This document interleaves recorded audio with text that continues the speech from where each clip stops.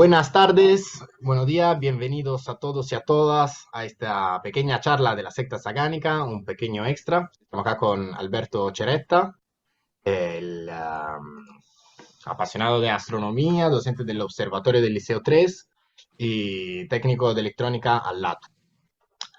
Estamos con Alberto para hablar un poco de algunas imágenes que surgieron. Bueno, primero, bienvenido Alberto, perdón. Este, Bueno, gracias Lorenzo, un gusto Un entrar en gusto. contacto. Vamos a hablar en este pequeño extra justamente del James Webb Telescope, que es un telescopio de nueva generación, único al mundo, al universo, por lo que sabemos. Y bueno, y un poco más del lado técnico, porque justamente Alberto me comentaba de que él es especializado en la cuestión de la electrónica, más bien, ¿no? Y entonces, Sí, bueno, para empezar, me gustaría que nos contara, bueno, empezamos si querés contarnos un poco de ti, justamente de tu trayectoria, de cómo te acercaste un poco a eso, y después empezamos bien el argumento. bien, gracias Lorenzo por la invitación y bueno, contarles, mi formación es en ingeniería, en electrónica. Trabajo desde hace muchos años en el Observatorio de los Molinos, que es un observatorio astronómico, el principal observatorio astronómico que tiene Uruguay. Está instalado en Montevideo, al norte del departamento de Montevideo. Trabajo como técnico y docente ahí en el observatorio. Y como les decía, si bien mi formación es en ingeniería, trabajando todos estos años con astrónomos, estudiantes de astronomía, como que se ha dado una sinergia ahí que me ha permitido aprender mucho de la parte de astronomía, por lo menos como aficionado, que ya hoy soy aficionado con muchas ganas. Me involucro ya no solo en la parte técnica, sino a veces en dar alguna charla de atrevido de la parte astronómica o de la parte observacional, donde bueno, puedo aportar a veces ahí un granito de arena porque tengo las dos visiones, la de conocer muy bien el instrumental que se utiliza y la de conocer algo de la parte astronómica o de lo que estamos observando.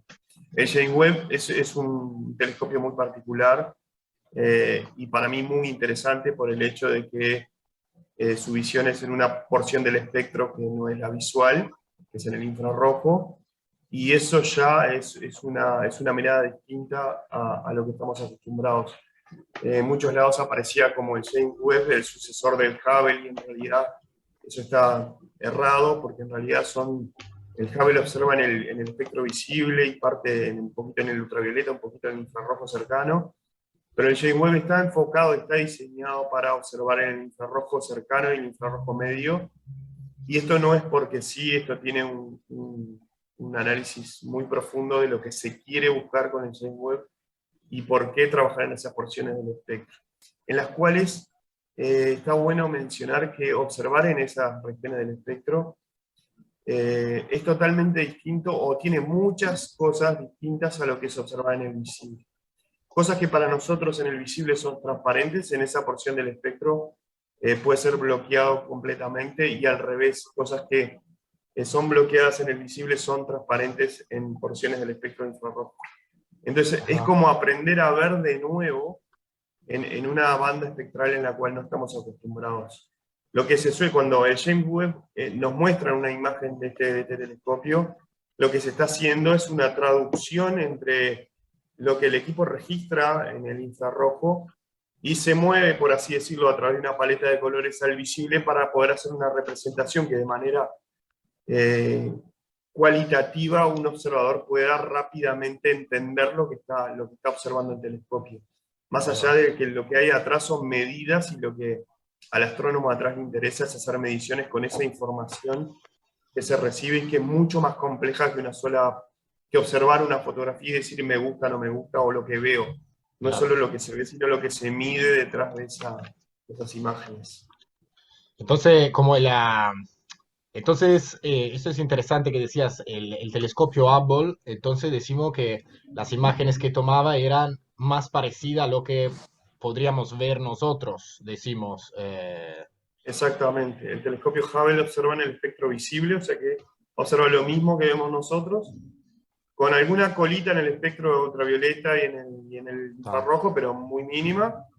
Entonces el telescopio Hubble son unos ojos gigantes fuera del espacio, ¿no? en el espacio, fuera de la Tierra. Primero que nada, ¿por qué se ponen los telescopios fuera de la Tierra? Bueno, la principal causa es que la limitante principal en la resolución de las imágenes en Tierra es la turbulencia atmosférica o varios problemas que nos produce la atmósfera. Por eso se decidió poner al Hubble en órbita y de esta forma sacar ese obstáculo gigante que tenemos, que es la atmósfera al momento de observar, tanto en resolución como nos limita en bandas espectrales. Por eso también poner el James Webb en órbita es fundamental, porque hay bandas espectrales del infrarrojo que no atraviesan la atmósfera, que son absorbidas por la molécula de agua. Entonces no vamos a poder observar esas bandas desde Tierra, por más que hagamos un telescopio gigante, ¿no? Ahí va. Y aparte se me ocurre también que la rotación de la Tierra también vuelve más difícil como observar un punto específico por un largo plazo de tiempo con un telescopio en la Tierra, ¿no? Imagino. Sí, increíblemente en la Tierra es más fácil que en el espacio. En la Ajá. Tierra, si uno orienta el telescopio de una manera que se llama puesto en una montura ecuatorial, simplemente girando un eje de ese telescopio va a compensar lo que es la rotación y traslación de la Tierra. Ahí va. Entonces, de esa forma, de manera bastante sencilla, estamos corrigiendo el movimiento aparente de los astros. En el espacio es más complicado, porque dependiendo del tipo de órbita que tenga el instrumento, va a haber que hacer un tracking que se llama un seguimiento de los astros, utilizando imágenes de cielo para poder hacer esa realimentación de movimientos.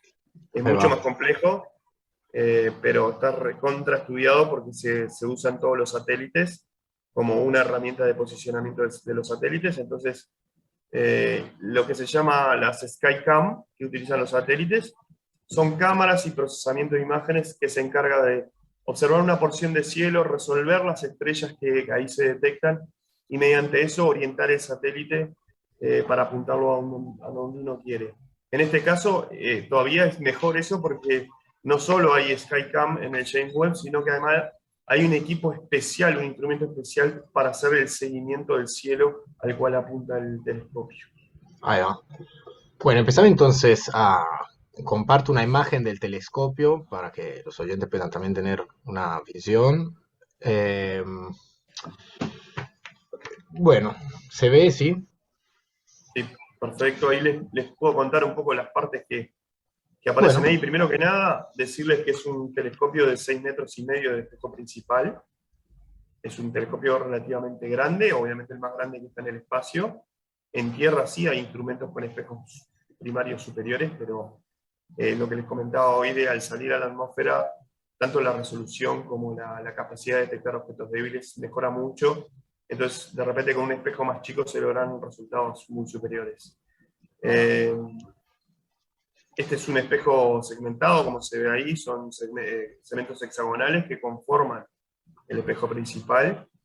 Tiene una estructura que se llama de tipo Cassegrain, por así decirlo, donde hay un espejo secundario, que es esa punta donde llega el trípode, ese trípode que se desplegó. Todo esto venía plegado porque recuerden que este instrumento hasta hace un tiempo no era capaz de viajar en un cohete. No había cohetes de dimensiones como para poder llevar este instrumento a una órbita.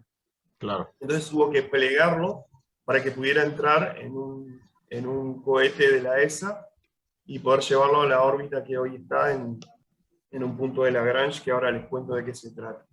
Entonces este instrumento se pliega, este trípode iba plegado, el parasol, que es una especie de vela de 5 capas que aparece abajo, también iba plegado, de forma de entrar todo como un origami, todo plegadito dentro del cohete que la ESA proporcionó para ponerlo Es en órbita. esa parte blanca, ¿no?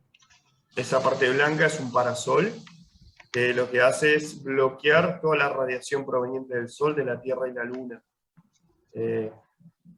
Eso, obviamente, uno en el visible piensa un parasol es para protegernos de la luz visible, para que no nos moleste cuando estamos observando.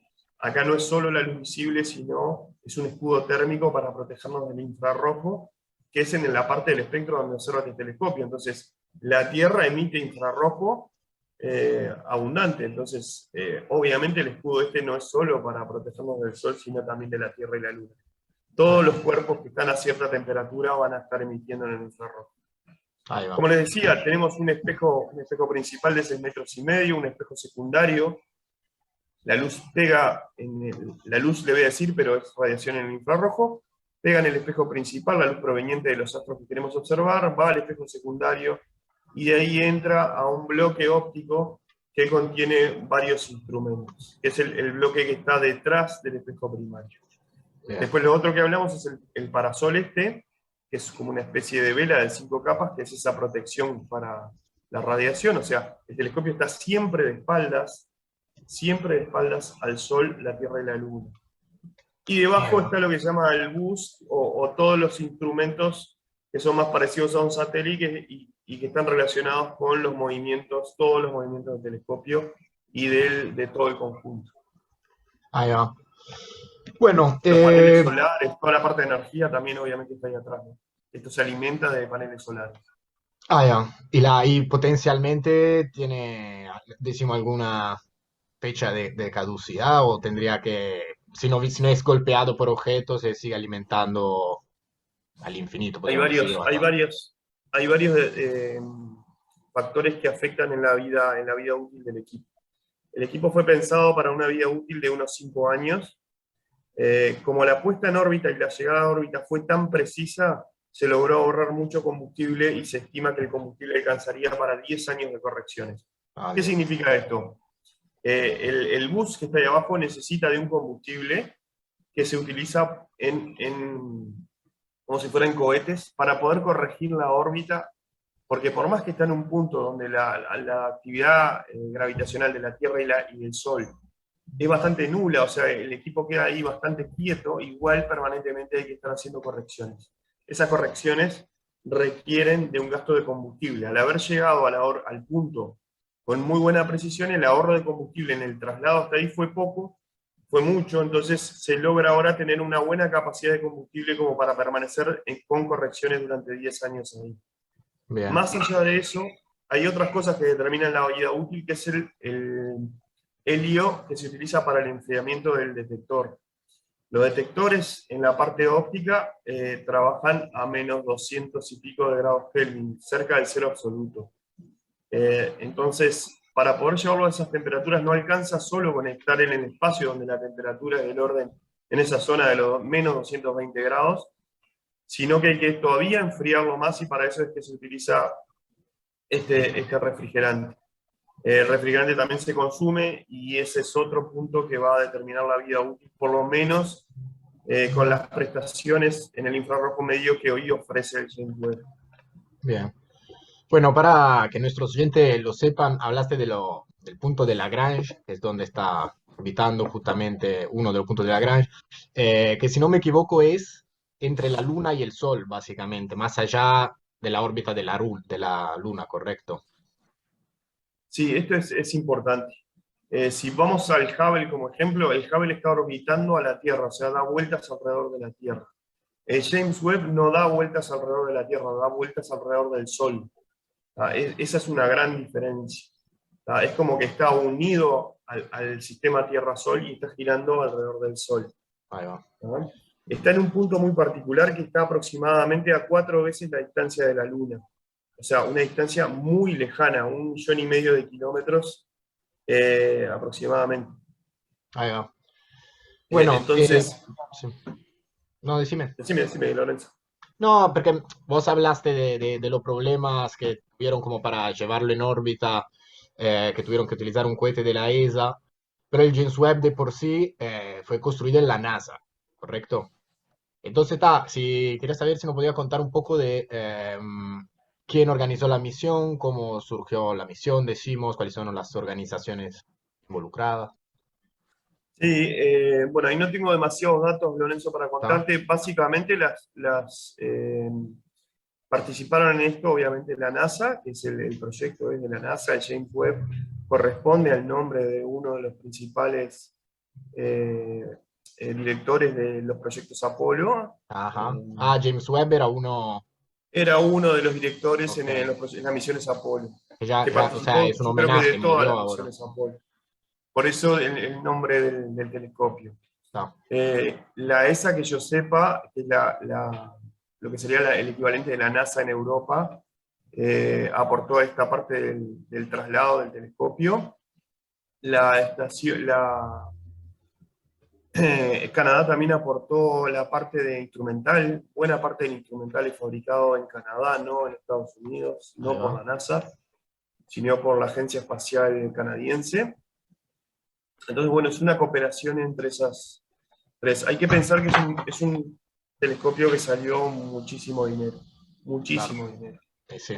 Y que fue un proyecto muy largo. Si ustedes piensan cuándo empezó el James Webb, y empezó poco después de haberse puesto en órbita el Hubble, en el año Entonces, 90 y pico, claro, 95, 96. casi 30 años. Entonces, un proyecto que fue demorado por un montón de razones, desde económicas, de todo un poco técnicas. Inicialmente iba a ser un telescopio de más de 10 metros de diámetro, terminó siendo este diseño que vemos, en una evolución y un diseño que realmente fueron impresionantes, un desafío espectacular en la parte ingenieril, por el tema de que estamos en un punto tan alejado de la Tierra que no se pueden mandar misiones para reparar como si pasa con el Hubble. El Claro. Hubble está a unos 500 kilómetros de distancia, entonces es fácil mandar, o relativamente fácil, mandar astronautas a hacer alguna tarea de reparación, mantenimiento, cambio de algo.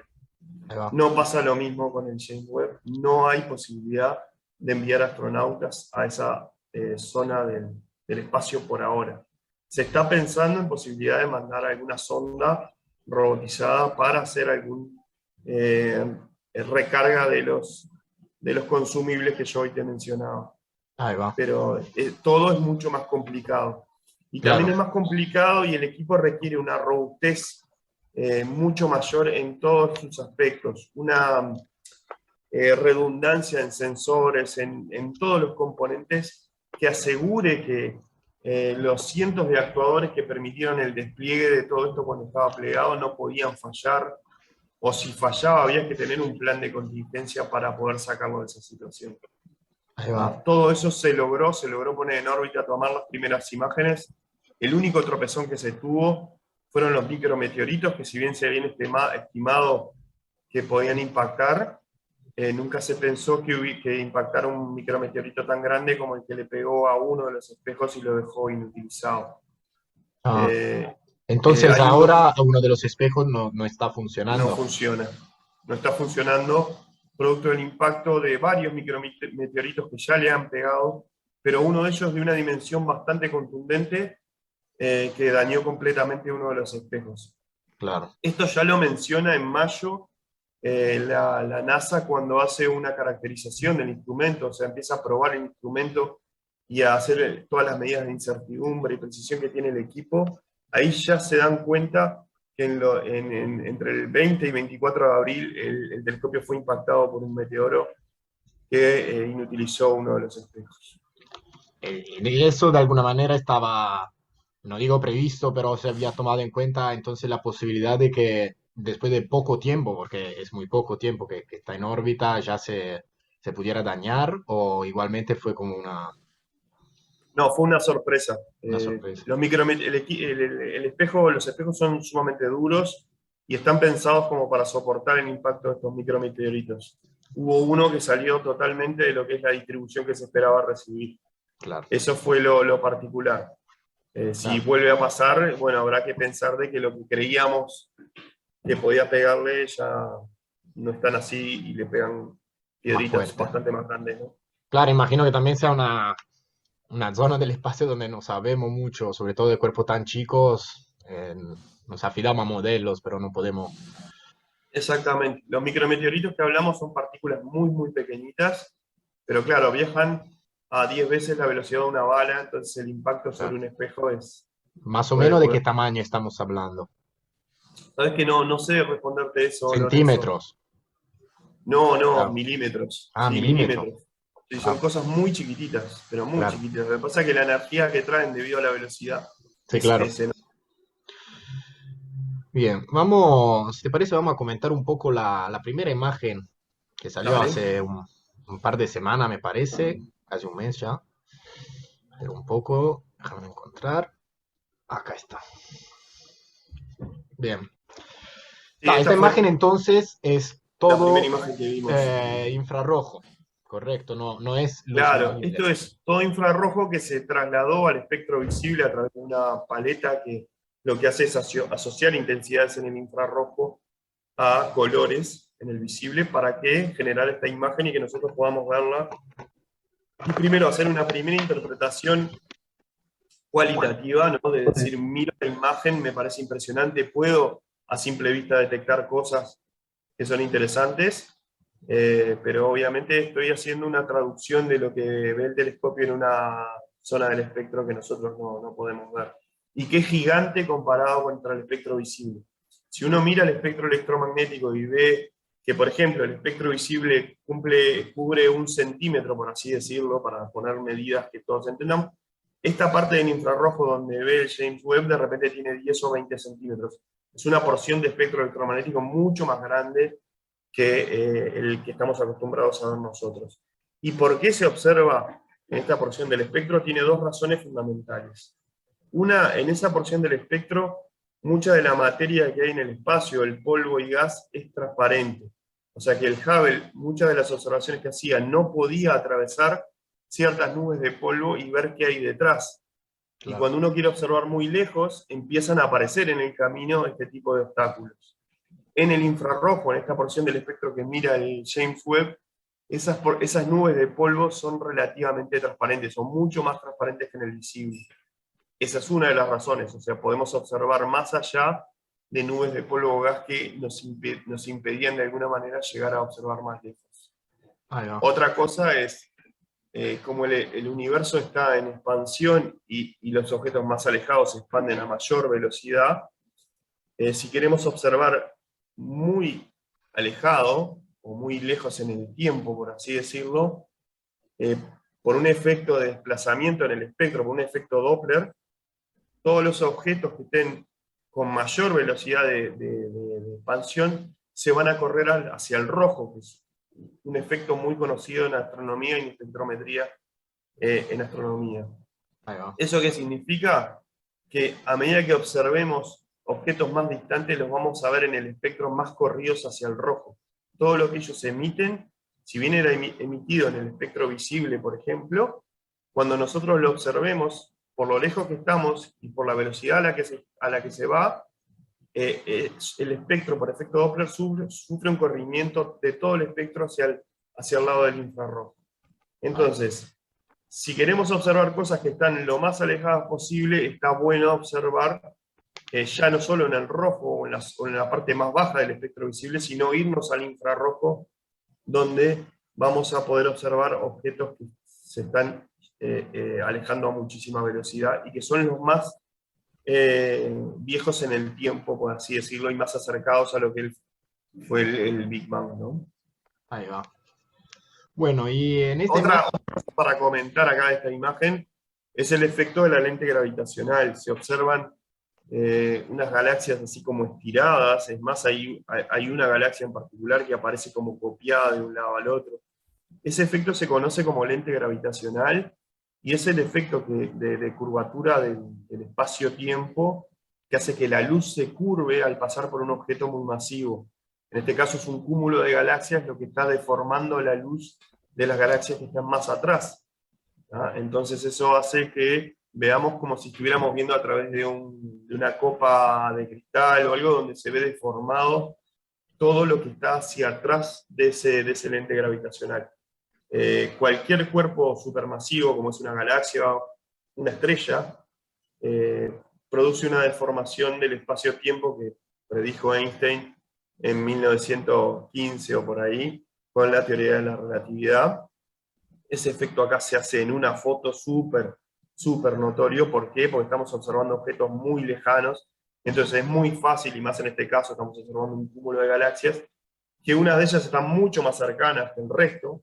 Al estar más cercanas, cuando la luz de las que están atrás pasa cerca de ellos, se curva y ese es ese efecto que nosotros vemos.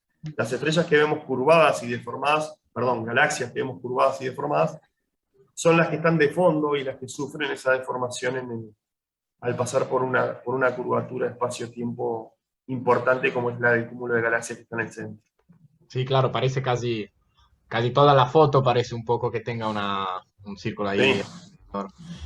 Ahí zoom Esto in. se, se observó, creo que cerca de 1920, durante un eclipse solar. Se pudo confirmar la teoría de la relatividad viendo cómo las estrellas, durante la totalidad del eclipse, las estrellas que estaban en las cercanías del angular del Sol, se habían movido de lugar, por así decirlo. Si uno hacía mediciones respecto a las estrellas que estaban cerca del Sol, se notaba que el Sol producía una curvatura de la luz que venía de esas estrellas. Esa fue la confirmación de la teoría de la relatividad. Acá se observa esta imagen, y el que tiene una pequeña idea de este efecto se da cuenta clarito de que esto es un lente gravitacional, que ya se había observado con otros telescopios, no es la primera vez que se observa. Claro, sí, quizá una hacia alta calidad, no sé, quizá yo no la había visto, pero imagino que eso, me interesaba saber también, todo esto que vemos, por ejemplo, para que lo sepan los oyentes, cada pequeña luz son millones de estrellas, probablemente, entonces estamos hablando de una cantidad de materia muy grande. ¿Cuánto es de- decimos, cuánto dimensiones de espacio? No sé cómo decir, ¿qué porción de espacio es? Sí, bueno. ¿Tiene Acá tienen sentido? que tener presente que muchas de esas galaxias que vemos, podríamos hacer una analogía con la Vía Láctea, que es la que conocemos, la que vivimos nosotros. Cada vez que observamos más lejos, lo que pasa es esto: empezamos a observar cada vez más galaxias, ya estamos obviamente fuera de las estrellas que aparecen ahí, muchas de esas, todas las galaxias que vemos ahí obviamente están muy alejadas, pero estamos viendo en tres dimensiones, o sea que lo que es el cúmulo de galaxias, que las que se ven más blancas al centro, son un cúmulo de galaxias que está más cerca, y las que vemos en rojo están más alejados. Las dimensiones, podríamos decir que son las dimensiones similares a las de la Vía Láctea, no recuerdo ahora las cifras, pero son gigantes. Y Claro, en cada una de ellas, miles de millones de estrellas, o sea, el universo nos queda acá clarísimo que es gigante, y todas las galaxias cada vez que observamos más lejos, podemos observar en una más, sola imagen más galaxias, ¿no? claro. Y este cúmulo blanco ahí en el medio, entonces se piensa que puede ser El lo que causa causante la de la lente. lente gravitacional, y es un cúmulo ya conocido y mucho más cercano que las galaxias de fondo que se ven en color más rojizo. Ahí va. Acá lo que se intenta hacer es, como te dije, se trasladó a una paleta de colores en donde lo más rojo es lo más infrarrojo y lo más blanco es lo más cercano al espectro visible. Claro. Y las estrellas o galaxias, decimos, las luces estas que se notan más brillantes, se podría decir, estas Eh, parece que son más Probablemente cercanas. son estrellas que sí están en la Vía Láctea, ¿no? Que son estrellas de nuestra Ajá, galaxia en el mismo campo de visión. Esos claro, penachos que aparecen en la imagen son producto de la forma del espejo y de los hexágonos que estamos utilizando. ahí Eso va, es un patrón de difracción producido en la imagen, que claro. es típico de este tipo de telescopios con espejos formados por espejos hexagonales, por la forma que tiene el espejo, que se producen esos penachos de difracción en las estrellas, ¿no? Ahí va. Y Entonces, esas como, estrellas, las que vemos así muy brillantes, son estrellas probablemente de nuestra galaxia. ahí va. Y entonces como para quedarnos un poco con la indicación general, se podía describir, decimos que eso, que lo que se ve más naranja, después acá en la esquina siniestra se ve también un puntito rojo intenso, como son más distantes, mientras que las que vemos más claras son más cercanas. Exactamente. Ahí va. Exactamente. Tenemos que pensar que los objetos, a medida que se van más lejos en el espacio, se corren más al rojo, entonces se van a ver en esta representación más rojizas. Esas serían las más lejanas, ¿no? Bien. Yendo un poco en el futuro, que me quedan 5 minutos del Zoom, me había olvidado el límite del tiempo. Esta charla tiraría adelante por una hora. ¿Cuáles son decimos, las expectativas para las observaciones del James Webb o futuros proyectos que hayan? de observación. Bueno, el James Webb, primero que nada, desde el punto de vista instrumental es impresionante el rango dinámico que tiene, la resolución que tiene. Si uno mira el documento de caracterización del instrumental, es realmente increíble. O sea, el James Webb tiene la capacidad de observar estos objetos que están realmente sumamente alejados y que no brillan absolutamente nada. O sea, que la luz que recibimos de ellos es realmente muy baja, es muy poquita luz lo que se recibe, pero a su vez tiene la capacidad de observar Júpiter, que está acá al lado y que brilla muchísimo, pero millones de veces más que esa galaxia que estamos viendo. Claro. Entonces, como les decía, tiene un rango dinámico, dada la variedad de configuraciones de los instrumentos que tiene, que permite observar a Júpiter en el infrarrojo, o sea que podemos observar el sistema solar, podemos observar los planetas exteriores, no vamos a poder observar ni Venus, ni Mercurio, ni la Tierra, pero sí vamos a poder observar Marte, Júpiter, Saturno, Urano y Neptuno, y los planetas enanos, en el infrarrojo, en unas bandas espectrales que nunca se observó, o sea que también se puede y se pretende observar el sistema solar, se pretende observar exoplanetas y conocer atmósferas de exoplanetas a través de la espectrometría de sus atmósferas. Entonces, James Webb no solo apunta a tratar de observar aquel objeto que dio la primera luz en el Big Bang, sino también observar y buscar exoplanetas y tratar de analizar en esos exoplanetas la posibilidad de vida, ¿no? Yo creo que apunta para ese lado.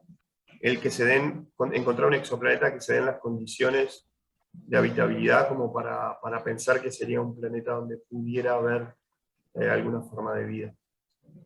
Ahí va. Bien, y para cerrar un poco esta charla, bueno, hacer que no todos podemos tener un James Webb personal para sacar imágenes del espacio, eh, pero vos a veces das en tu perfil de Twitter unos consejos sobre cómo sacar buenas imágenes del cielo con celulares y cámaras más accesibles. ¿Sí? No sé si querés contarnos un Sí, claro, tips sí. para... Sí, un poco la intención, el objetivo del Observatorio de los Molinos también es tratar de tener una rama en la que intentamos popularizar la ciencia, o sea, llevar a todo el mundo a tratar de que a través de los medios que hoy tenemos, y el celular cada vez más es una herramienta que nos permite acercarnos a la ciencia y de forma directa como tomando fotografías del cielo. Claro. Los celulares modernos, de gama media para adelante, casi todos tienen una cámara con una sensibilidad, me refiero a sensibilidad para captar luces tenues como son las del cielo estrellado, muy pero muy destacadas, al punto que se están usando de manera aficionada pero muy seria en proyectos observacionales. Entonces, ya lo de sacar una fotografía de cielo donde aparezca el plano de la Vía Láctea, ya no es algo raro, uno puede apoyar el celular en un cielo muy oscuro y mediante el modo manual que disponen casi todos los celulares, como les mencionaba, modernos, poder tomar una fotografía de varios segundos de exposición, de 30 segundos de exposición, aumentando la sensibilidad y tocando algunas cositas más, y poder registrar todo el cielo estrellado en una fotografía y observarlo como nunca lo pudimos observar a simple vista. ¿Por qué? Porque ya están logrando los celulares una sensibilidad mayor que la del ojo, ¿no? O sea, si estamos en un cielo oscuro y vemos un cielo impresionante, cuando sacamos la fotografía con el celular, vamos a observar unos cientos de veces más estrellas más débiles que los que vemos a simple vista. Generalmente logramos ganar 2 magnitudes aparentes a lo que observamos a simple vista. Y cada magnitud es 2 veces y media la anterior en brillo, o sea que realmente se logra una diferencia considerable. Por eso vamos a empezar a ver en internet fotografías del plano galáctico con un detalle que nunca lo vimos ni en el cielo más oscuro. Y muchas veces tomadas de lugares no tan oscuros. Entonces, bueno, el celular pasa a ser una herramienta muy interesante, ya sea como hobby para tomar y fotografiar zonas del cielo, pero también puede llegar a utilizarse para registrar una lluvia de meteoros, como tuvimos ahora, y tenemos la Delta Aquaridas ahora, donde uno puede dejar el celular registrando, haciendo una secuencia de imágenes. Bien, se cortó el Zoom. Bueno, Bueno, estabas terminando justamente de decir que también con un celular de nueva generación ya podemos ver más que nuestros propios ojos del cielo. sí, tenemos sensibilidad como para detectar estrellas bastante más débiles que las que vemos a simple vista. Eso ya permite no solo lograr fotografías donde se aprecian un montón de nubes oscuras que aparecen en el plano galáctico, sino que también nos permite detectar, por ejemplo, la entrada de meteoros o bólidos durante una lluvia de meteoros. Son algunas de las aplicaciones, pero y ni que hablar si lo acoplamos a un telescopio o un binocular. Existen hoy adaptadores que nos permiten sostener el celular de manera firme y ajustarlo al ocular de un binocular o de un telescopio, y lograr de esta manera registrar lo que hasta el momento podíamos verlo en el ocular y nada más. Ya sea para fotografías de luna, de planetas, o intentar, si el telescopio tiene seguimiento, hacer alguna fotografía de cielo profundo. Pero sin duda se empieza a ser una herramienta para hobby o para un poco más, súper interesante. Existen múltiples aplicaciones para adquisición de imágenes, para adquisición de secuencias, para poder tomar en formato RAW, que es un formato en el cual la imagen es capturada en formato crudo, sin la edición que pueda realizar el software del celular. Eso en astronomía es muy interesante porque ya podemos no solo tomar fotografías y decir es bonita o no, sino que además podemos hacer mediciones, y esas mediciones son muy válidas porque no hubo ninguna manipulación en los datos de la adquisición. Ahí va. Tanto para evaluar posiciones como brillos. Se pueden ver el otro día fotografía de Vesta, que es el asteroide más grande que tenemos en el sistema solar, ¿No? pero fotografiado solo con el celular nada más. O sea que... ¿Y hay no sé, algún modelo en particular de que vos sabés que... Bueno, sí, yo te diría que los celulares que mejor desempeño están teniendo son Xiaomi, Huawei, Samsung también. iPhone también, pero tiene algunos temas ahí que trata de hacer todo medio automático, entonces no es tan fácil lograr a veces el control manual que uno quiere para tomar fotografías del cielo. Claro. Aparecen otras marcas, Google Pixel funciona bien, Poco también funciona muy bien. Muchas marcas que ya lo están incluyendo así, porque el control manual de la cámara se dieron cuenta los fabricantes que empieza a haber mucha gente aficionada no solo a esto, sino a la fotografía la fotografía en general, y tener una cámara de fotos en el bolsillo todo el tiempo es muy atractivo, y poder tener un control manual de la cámara similar al que tenemos en una cámara reflex, a mucha gente le pareció atractivo, y por eso yo creo que lo están incluyendo ya todas las marcas, el control manual de la cámara. Sí, claro. Ojalá fuera por la observación de las estrellas, pero tan solo para viajar, ya no ves mucha gente con la cámara. Sí, sí, sí, sí. Bueno, muchísimas gracias, Alberto, por No, por favor. siempre la disponibilidad. Bueno, sígalo en Twitter, en su perfil, que hace divulgación y tira ahí unos piques justamente sobre también esta temática de fotografar el cielo. Y nada, mucho gusto. Bueno, igualmente, Lorenzo, gracias por la oportunidad. Y sí, a la gente que quiera seguir ahí en Twitter, no solo yo tiro cosas, pueden preguntar todo lo que quieran, que cuando hay un ratito de tiempo lo vamos respondiendo. O yo o algún compañero de los sorteos de los Molinos va a estar ahí dispuesto para dar una mano en el tema. Genial. Muchísimas gracias, No, por favor, a las órdenes. Bernat.